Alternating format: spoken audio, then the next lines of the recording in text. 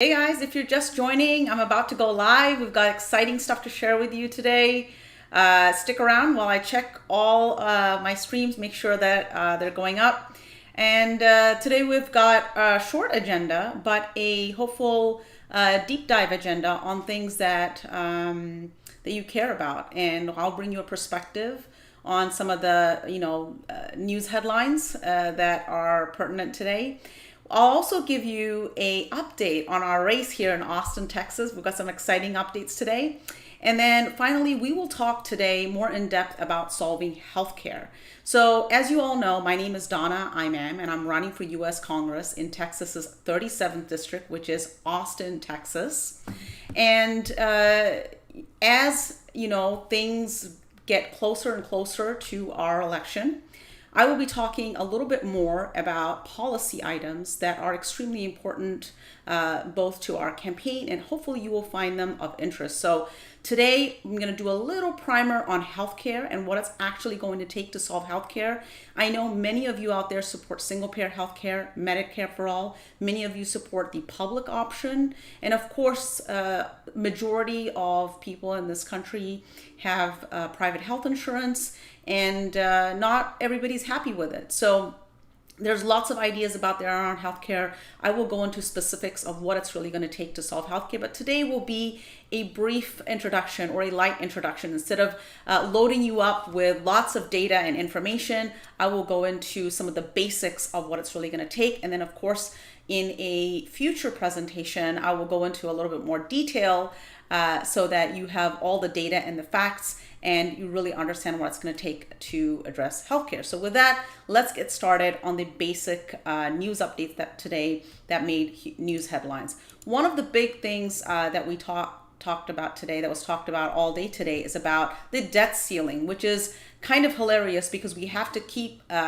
suspending the debt ceiling in order for the government to be able to pay for things that it's already spent. So today, the Senate voted 64-36 to move forward this, debt limit hurdle to get it past cloture. Now, they only needed 60 votes, but they had 64 votes. So you can imagine there were 14 Republicans that voted with Democrats. Now, what is actually happening? So the Democrats are discussing a debt ceiling hike somewhere between 2 to 3 trillion.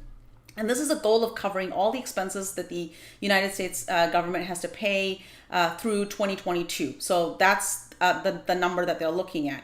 Now, lifting the debt ceiling, all it allows you to do, as I said, is to pay for bills that the United States government has already incurred. This is not future spending by any means, right? This is stuff that's already been passed in the bill, and they just need to be able to make those payments. That's it. So what they did today is that they created a special process to suspend the filibuster. Remember the filibuster, the one that Democrats have been saying, hey, maybe we want to remove the filibuster because if we do, maybe we can get, a voting rights bill passed, or make sure that, we don't have to live under what Texas is right now, where voter rights are severely restricted, right? Well, the filibuster was not removed, and there's no chance of it being removed. And even if it was removed, would we have 50 votes to pass anything? It's hard to say. In fact, it could be very difficult with the type of Senate that we have, with Senator Manchin and Sinema being sort of the face of things that, cannot pass with 50 Democratic votes. And there may be others that we're not aware of. But bottom line is they created a procedure where they would create a special process to suspend the filibuster just one time, to enable the Senate to skip the 60 vote threshold for the process of lifting the debt ceiling. So eventually this passed, and what it does is, instead of suspending the the debt ceiling, what it does, it forces Democrats to say a specific number, and that's really what this was all about. Well, there was a second part to it, which was it averts automatic cuts to Medicare as well.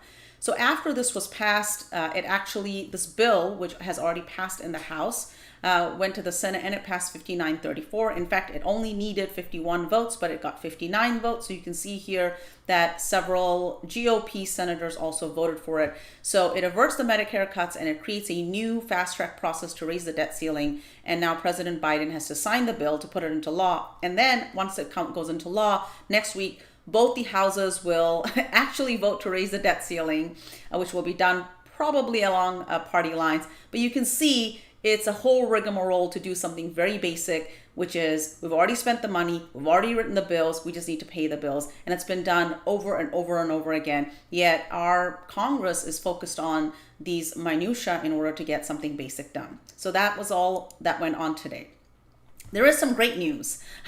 So one Starbucks store in Buffalo, New York was able to unionize. And it's a huge big deal being able to unionize, because being able to unionize in the United States has been very difficult, specifically for, Amazon workers tried it. And earlier this year, remember I brought you the news about the John Deere workers who got much better pay raises and the opportunity to schedule their work in a humane way, so they weren't working 7 days a week with absolutely no breaks and back-to-back shifts, and not having a choice, not having absolutely any choice in what shifts they can work. So it's a big deal to be able to unionize, because they were able to do that through their union. Now, unionizing alone is not good enough unless your union can actually get things done. And we see this today with the Kellogg workers that have been on strike, and the news, at least as of today, was that Kellogg wants to replace these workers. So unionization can only go so far in terms of getting things done. The bottom line is that worker rights are a really important thing to have a sustainable and healthy economy. And if workers don't have the ability to take time off, to re-energize, to spend time with their family, then it's extremely difficult for them, because they still need the money to be able to survive. And so being able to unionize is not enough unless they can get high wages, number one, not some minimum wage raise, but really a thriving wage that they can live on, number one. Number two, that they can get scheduling that is not inhumane, where they actually get some time off and it makes sense. And one example I want to give you specifically is that many workers who are not even working full time, they are told to be quote unquote on call full time, meaning you have to be available all the time, but you may only get part-time hours, but we'll call you whenever and you have to show up to work. And by the way, you're not even getting $15 an hour. So these are the types of challenges that unions can actually solve. Things like healthcare, because we don't have universal healthcare or single-payer healthcare in our country. And of course, making sure that you have some sort of retirement. Many unions negotiate retirement benefits in a big way, as pensions have been cut down, taken away from people. So that's the most important thing about unionization, is being able to get these worker rights. Now, if our government had some minimum basic worker rights enshrined into law, then having to unionize or pay union dues, which workers have to, wouldn't be, so important. If you want to be part of a union, there's usually a union fee. And in many cases, teachers who don't happen to be high income have to pay a big chunk of their pay to be able to get union membership, to get basic worker benefits like healthcare and just a decent wage increase and retirement. Imagine working your entire life and not even getting these basic things to be able to sustain you and your family. So that's the most important thing about unionization. But nevertheless, this was some positive news for us to look forward to. The last item that I wanted to bring up, and I'm going to talk a little bit about, the coronavirus and COVID before I jump into our race here. But December is the last month right now that families will receive a child tax credit. This is families with children under 18 years old get anywhere between $250 to $300. This phases out in December. That is their last check that they get, unless the Build Back Better bill passes in the Senate and goes to the president's desk and is signed into law. Now, the IRS has told lawmakers that it needs to pass by December 28th for payments to continue smoothly heading into January. So remember these child tax credits that were as a result of the American Rescue Plan, the $1.9 trillion bill that was passed earlier in 2021. It instituted these $250 to $300 payments for people with children under 18 years old on a monthly basis. Now, the big difference is that these were auto payments, meaning they would show up in your bank account every month at the middle of the month or 15th of the month. And it's a huge solution for families that are wanting to make sure that their children have proper nutrition and, you know, be able to actually feed many families. So this is a big deal. There's 61 million children impacted by this, and this did help many families, specifically with unemployment that went away at the end of this year or in fall of this year. So unemployment benefits, COVID unemployment benefits that were instituted completely went away, even for the states that kept it all the way through. And of course, these child tax credit payments were a huge relief for many families with children. So I wanted to talk a little bit about the Texas's our race next. But before I do that, one other thing that was discussed in a big way, and I covered this last time, about Biden's change in plan in terms of being able to address coronavirus and COVID, especially with the Omicron variant being sort of an unknown out there. And one of the things that was talked about is rapid testing and being able to get tests that are covered by your insurance. And for those that don't have health insurance, which is close to 30 million people in the United States have no health insurance whatsoever, and being able to get them free tests by providing these in community clinics and having them available in other areas where they could pick up this rapid testing. Now, one of the things that there's a huge discussion that these tests are not free in the United States, but they are free in many other countries. But the point to be made here is very simple. That testing is a really great way for people to know very early on whether they have COVID or not, and be able to quarantine from being able to transmit the coronavirus or COVID to other people that they work with, go to school with, interact with, etc. Of course, also to be able to quarantine from their own families in their home. If they know early that they have it, it does cut down transmission in a huge way. So this is a tool in our toolbox that the Biden administration hadn't quite utilized in a big way until now. And it probably should have been, and definitely I would have been a huge proponent of using every single toolbox, including accelerating therapeutics for those people who have either breakthrough cases or cases anyway, and being able to address those, right? You have to use every tool in your toolbox. So this is a huge tool that hasn't been used, and that is the case for testing, to be able to quarantine and to be able to stop the transmission. So I think that's a great transformation, and I'm glad to see the Biden administration focusing in on that, and I hope they put more effort into making rapid tests available for everybody at home and lowering the cost of rapid tests. These tests can be manufactured in a very inexpensive way, and it is possible to do that, so I would like to see more of that. But I want to give you a very clear reason for why this is an important tool for us to use.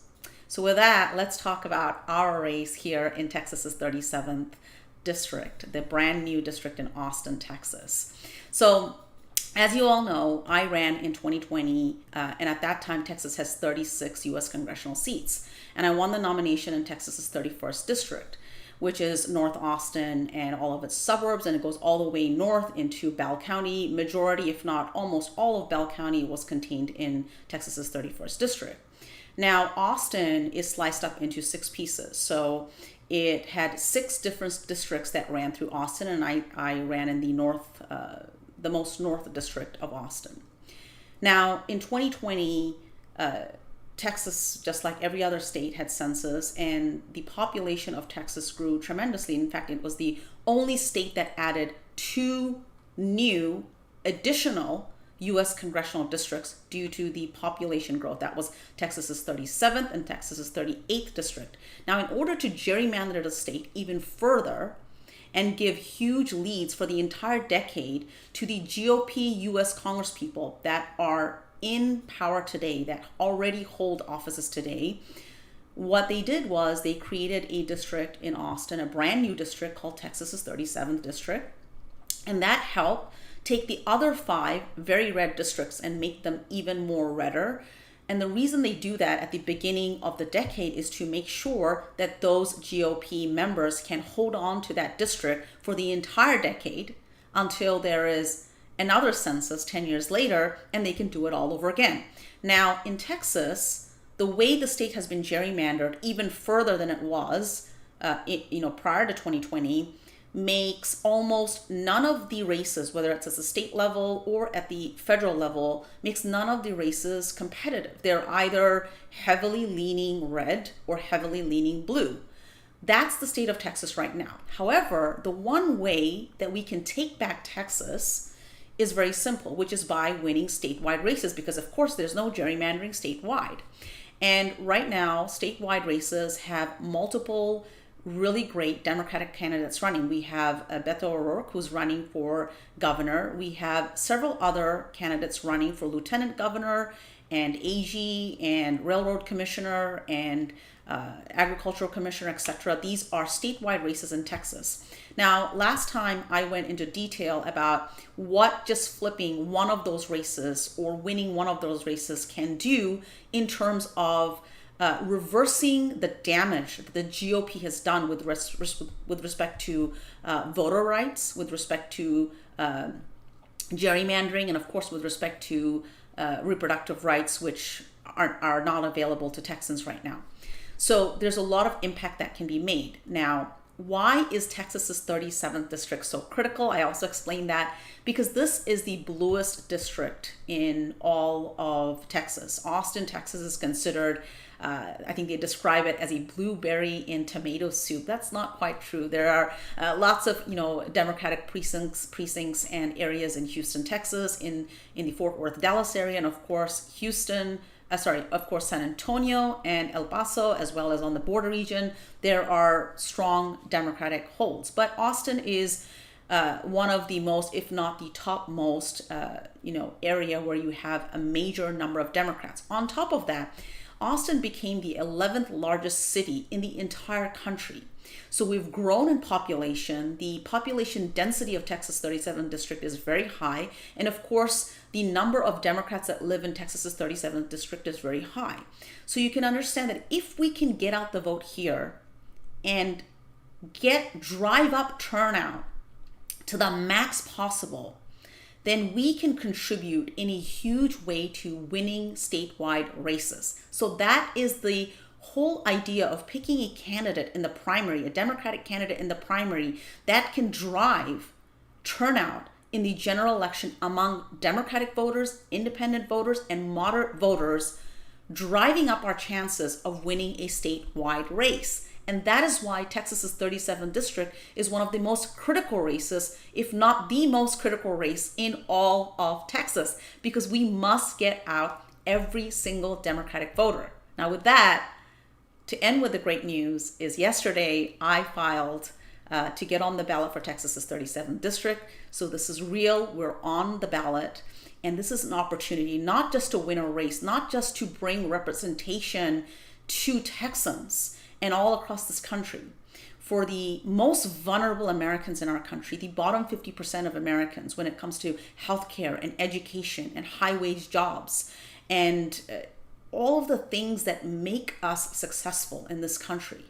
If we don't take care of American workers and their families, then we don't have a healthy economy in the end, and we lose our technological and innovative edge in the world along with it. So this is really important to ensure that we have the representation that we need. And so if you're watching this, I want to thank you for supporting us, because we are 100% grassroots funded.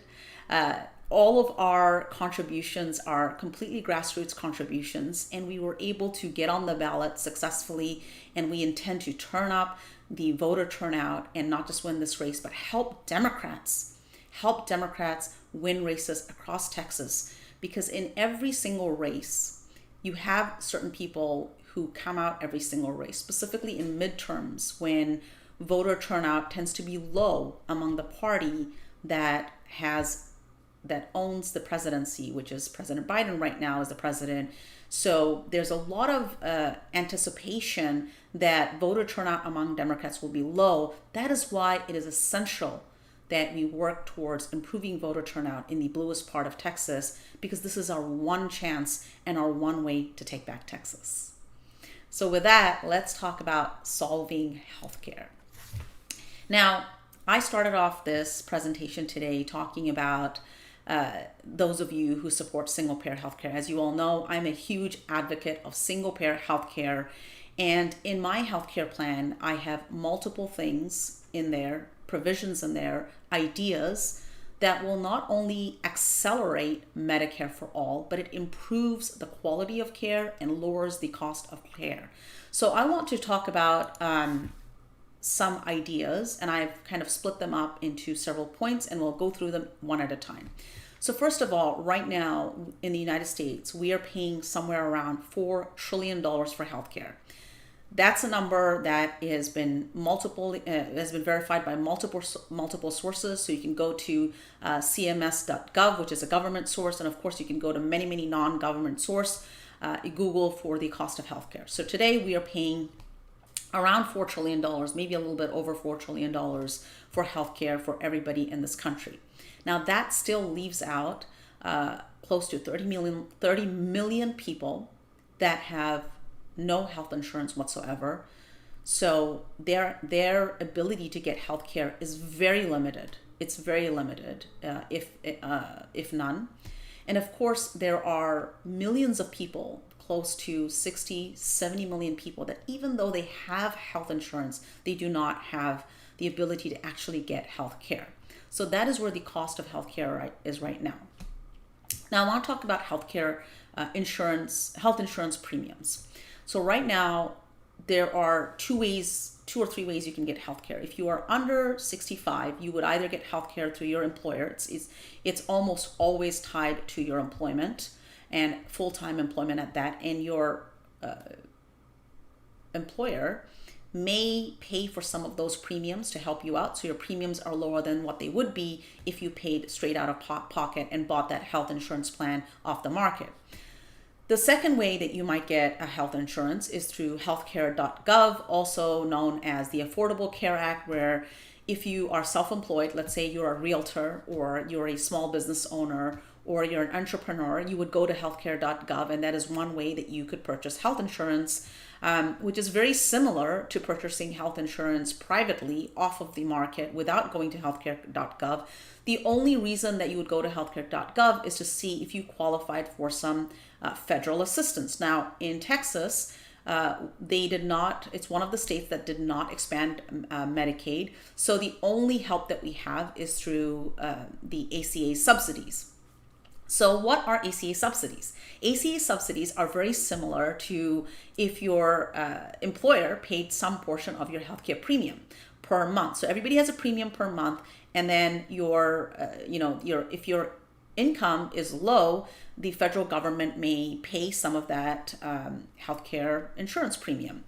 Now, that doesn't mean that health insurance companies get less. Remember, health insurance companies get the full amount that they are supposed to get. So they don't lose a single penny of that amount. So that's important to keep in mind. So that's what health insurance premiums are all about. Now, I wanted to bring a real example to you. So I went onto healthcare.gov and I pulled up, a plan that you could get for something around $400 a month. So your premium would be $400 a month. Now, depending on your income, this is what's called a bronze plan. But depending on your income, the ACA would pay some portion of it. So you may only pay $200 of that $400, or you may pay only $300, or you may pay even less depending on what your income is. It's on a sliding scale, right? So that $400, regardless of what your income is, the United States government pays that to health insurance companies no matter what. And so ask yourself this: for the premium that you pay, what do you get in terms of healthcare coverage?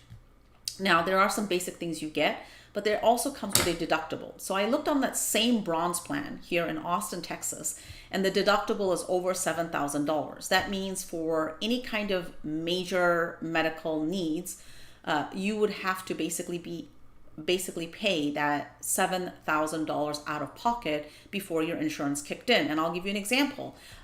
If you wanted to have a child, they did a little bit of a math. They did slight math there to show you that you would pay somewhere around $8,500, because after you meet your deductible, there's also something called coinsurance.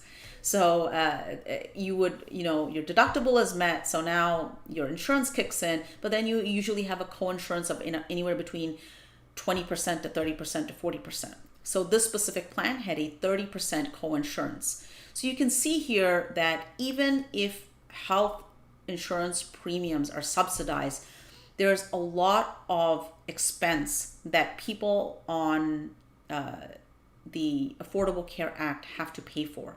So people who are on private health insurance, who have been consistently employed and have never had to go without health insurance, for them, it's very difficult to understand what the cost of healthcare is for someone who's an entrepreneur or self-employed, and pay for their own health premiums.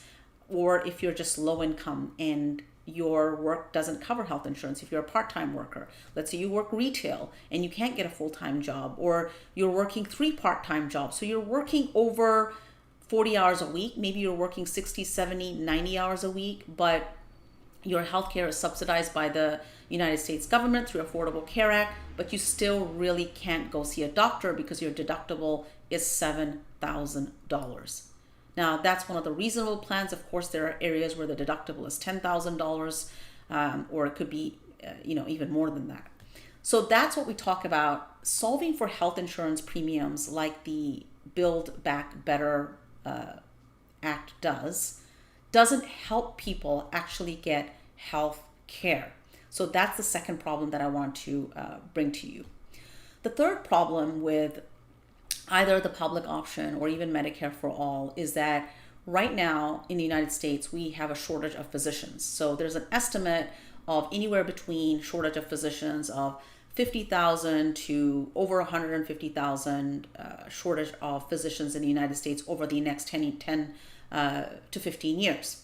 But right now in the United States, we have over 90,000 physicians that were educated and trained outside the United States, and they practice here because we have a shortage of physicians. We really just need doctors. That is something that is not addressed by Medicare for All, and until we meet this shortage of physicians, we cannot lower the cost of healthcare. Because if we want to bring on the other 30 million people that today do not have any health insurance and hence probably have absolutely no ability to get health care, if they wanted to go see a doctor, we would need to fulfill that need, and we have a shortage of physicians already. So that's one of the things that I talk about, that if we really want to accelerate Medicare for All, we have to address the shortage of physicians. The second thing I want to talk about is primary care.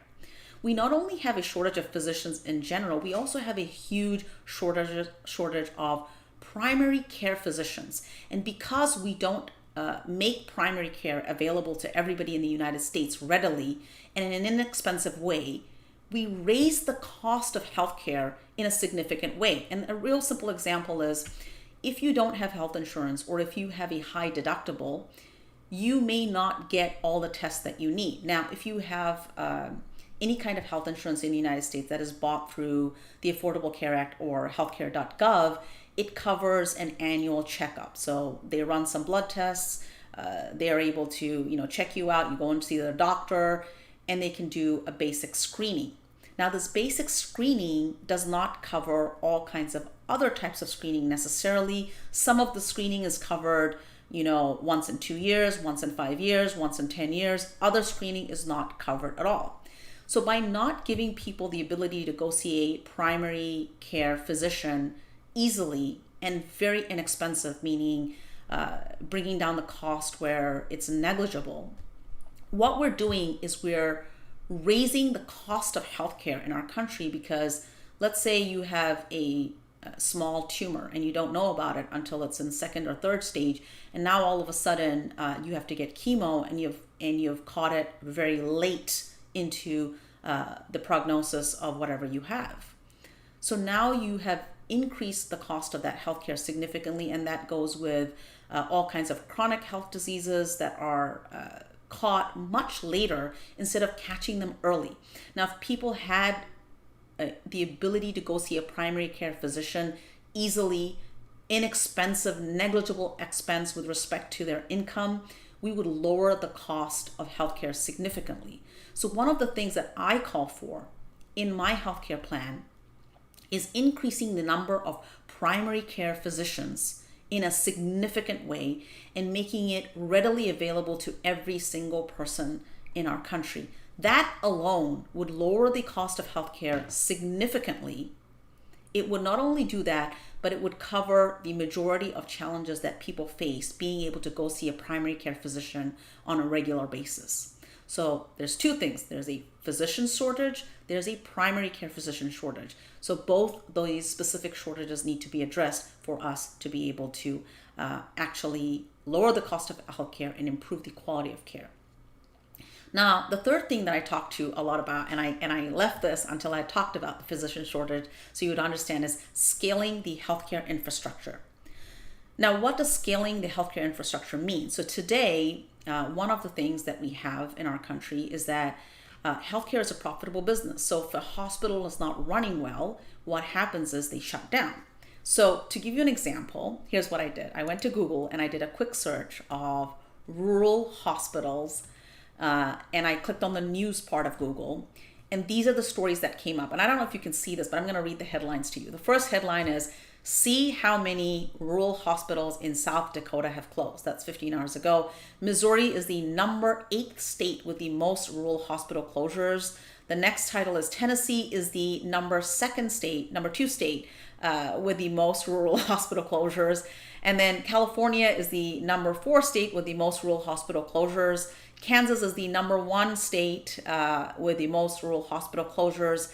And last but not the least, 181 rural hospitals have closed since 2005. See the states.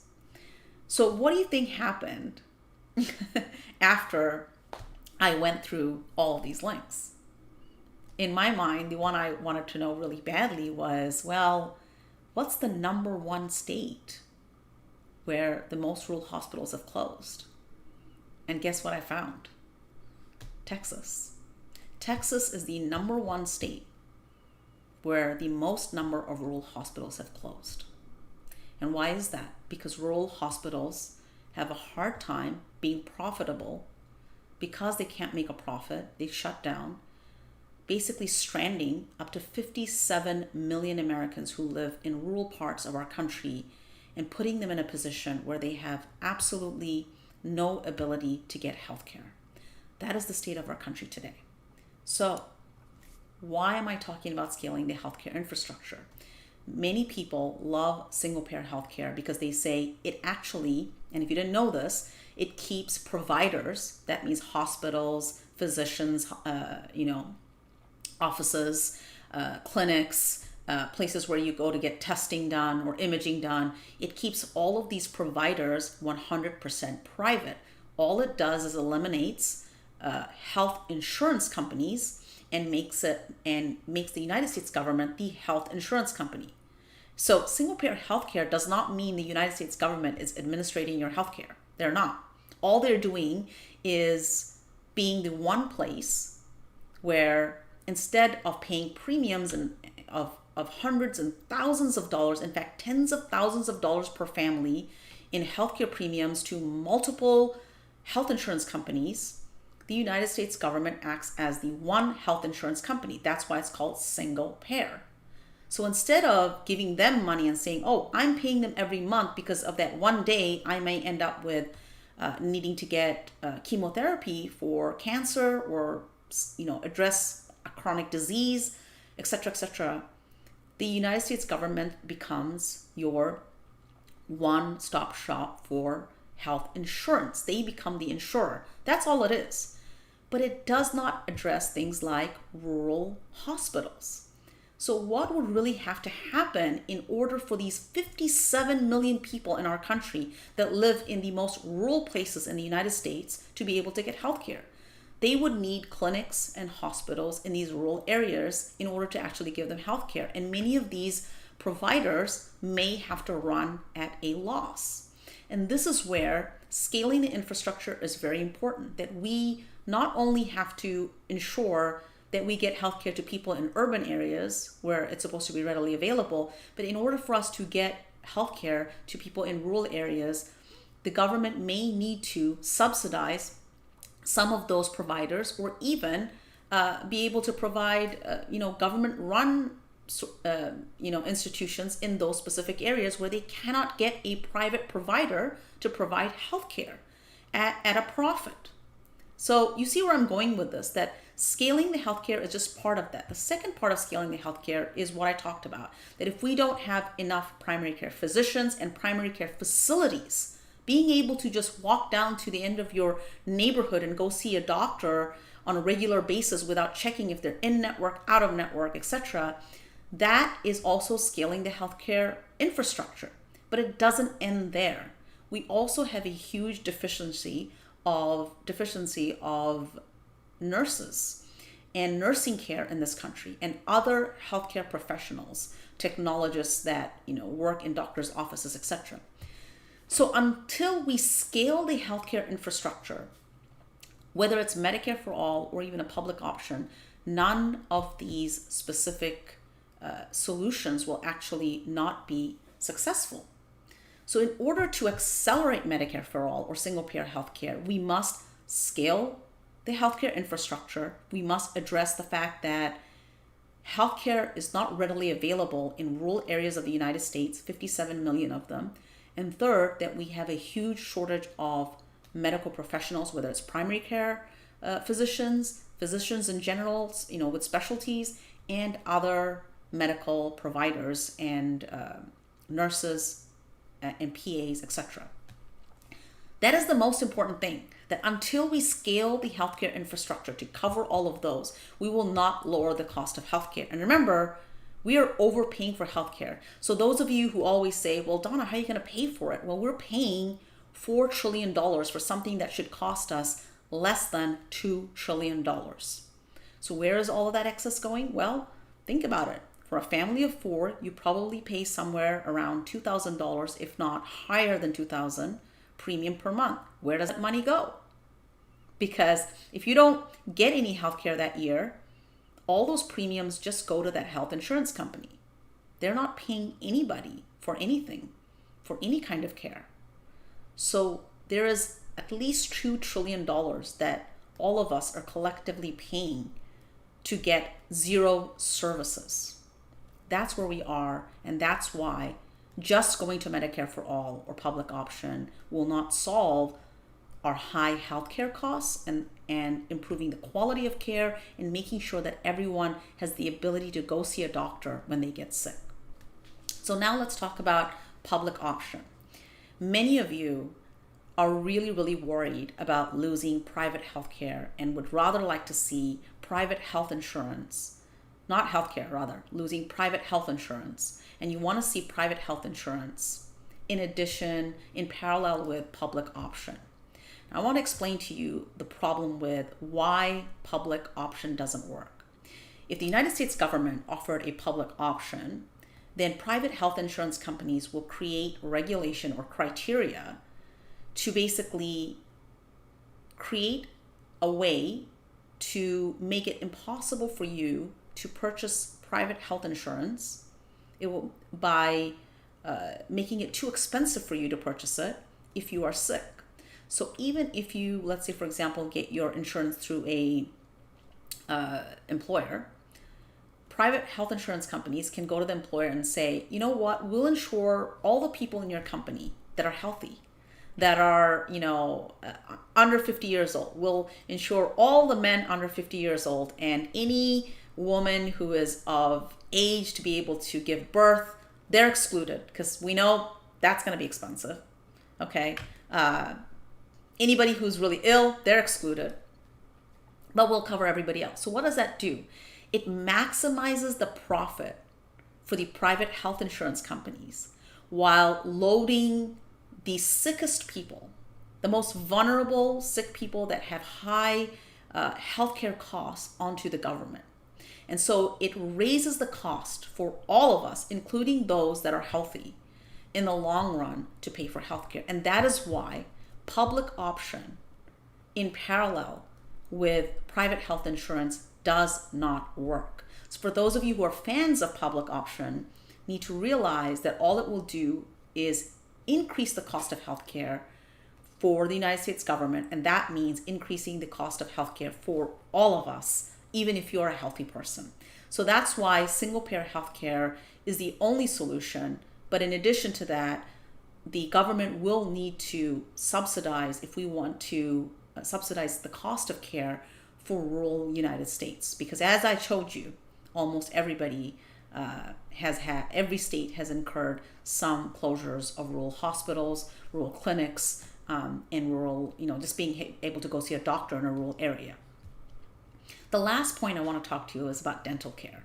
As you know, vision, dental, and hearing are not covered in most health insurance plans. So if you get private health insurance through your employer, they might give you a dental care option, or they might give you a vision care option or a hearing option, but they're usually separate insurance other than your health insurance.